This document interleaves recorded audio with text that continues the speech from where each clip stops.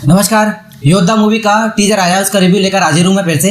अभी रिसेंटली मैंने टीजर देखा। 15 मार्च को इसकी डेट फिक्स की है रिलीज होने की। और मैं बात करूंगा सबसे पहले सिद्धार्थ मल्होत्रा की। अगेन उस बंदे ने दिखा दिया कि मतलब न्यू कमर्स है ना, उनमें जो आउटसाइडर्स हैं उसमें उस बंदे का कोई तोड़ नहीं है अभी हीरोज के मामले में।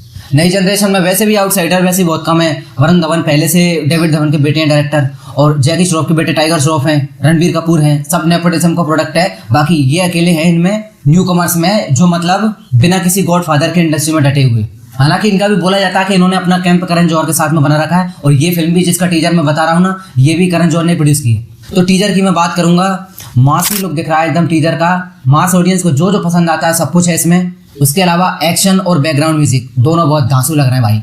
अब देखना ये है कि इस टाइप की फिल्में जो एक्शन फिल्मों से 2023 में पब्लिक इतनी ऊब चुकी, और खास करके जिनमें कंटेंट कम और एक्शन ज़्यादा हो, उनमें प्रॉब्लम ये हो रही है कि फाइटर जैसी अच्छी कंटेंट वाली फिल्म नहीं चली। इतना अच्छा एक्शन था, एरियल एक्शन, तो ये तो उसकी 10% भी नहीं लग रही। अगर बॉक्स ऑफिस की बात करें तो चलना जरूरी है ना, भले ही कितनी अच्छी फिल्म हो, आखिर में उसको बिजनेस ही करना होता है, मेन टारगेट वही है। तो जब फाइटर जैसी फिल्म नहीं चली तो इससे क्या ही उम्मीद करना फिर भी इसके अलावा भी वो जो बड़े मियाँ छोटे मियाँ थी, उसका अभी सॉन्ग रिलीज हुआ, मैंने सॉन्ग देखा। वो टट्टी सॉन्ग देख के तो ऐसा लग रहा है कि ये फिल्म उस पर भारी पड़ जाएगी क्लैश हुआ तो। टीजर डिसेंट तो लग रहा है, खराब नहीं बोल सकते आप, एवरेज से ऊपर है, अबव एवरेज, लेकिन फिर भी मतलब ऑडियंस को थिएटर तक खींच के लाने की जो पावर है ना, उतनी तो नहीं दिख रही। ट्रेलर में देखा जाएगा कैसा होता है। नमस्कार, welcome back to my YouTube channel पर्दे के पीछे।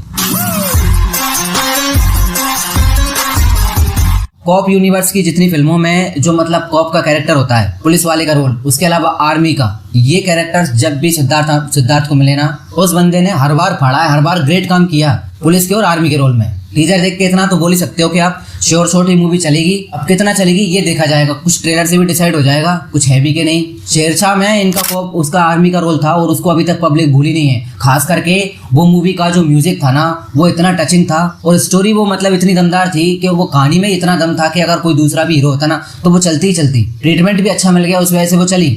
उस हिसाब से देख के लग रहा है कि आर्मी और पुलिस ऑफिसर का जब भी रोल मिलाना इनको, इनकी तरफ से कमी नहीं रहती।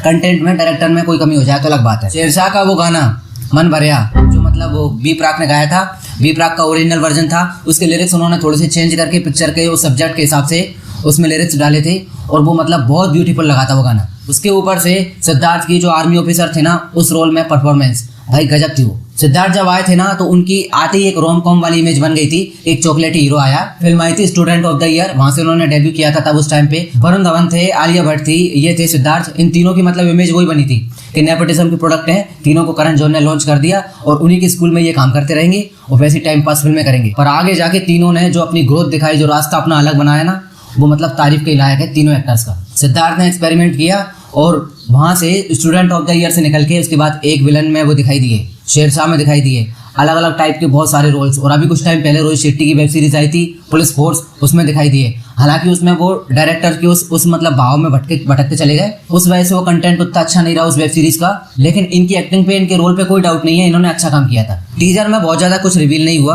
और टीजर में रिवील करने लायक होता भी नहीं है। मेकर्स ने शायद जानबूझ के कुछ ऐसा रिवील किया नहीं है, वो ट्रेलर के लिए बचा के रखा होगा, कुछ फिल्म के लिए भी रखना होता है। क्योंकि कई बार फिल्म में ना, उसमें ट्रेलर में इतना कुछ सारे एक्शन सीन वगैरह जो भी है ना, हाईलाइट सारा दिखा दिया जाता है, बाद में फिल्म के लिए उतना नहीं बचता। जैसे कि सूर्यवंशी मूवी में हुआ था, ट्रेलर इतना हिट हुआ उसका, मुझे लगता है अब तक का सबसे ज्यादा जो हिट ट्रेलर है ना, वो सूर्यवंशी का ही है। तो उसके बाद में जब फिल्म आई ना, तो तब समझ में आया कि जो कुछ भी था ना, वो उन्होंने ट्रेलर में दिखा दिया। तो उस हिसाब से टीजर और ट्रेलर है ना, हाइप क्रिएट करने के लिए बनाए जाते हैं, लेकिन उसके बाद भी उनमें काफी कुछ समझदारी से बचाना पड़ता है। अभी तो टीजर आया, अब भाई ट्रेलर का वेट करेंगे, ट्रेलर कैसा आता है, क्या होता है उसमें। टीजर ऐसा तो है कि बहुत ज्यादा एक्साइटमेंट नहीं बढ़ा रहा, लेकिन उसके बाद भी आपको एक फील वैसा वाला जो मतलब उसकी हाइप क्रिएट करे, वो तो दे रहा है कि फिल्म देखने लायक तो हो सकती है। अभी ट्रेलर से डिसाइड करेंगे आगे। आपको वीडियो कैसा लगा कमेंट करके बताएं, अच्छा लगा हो तो लाइक करें, बेल आइकन प्रेस करें, उसके अलावा चैनल सब्सक्राइब करें और करवाएं, ताकि ऐसी वीडियोज और रिव्यूज आपको आगे भी मिलते रहें, अपडेट्स मिलती रहें।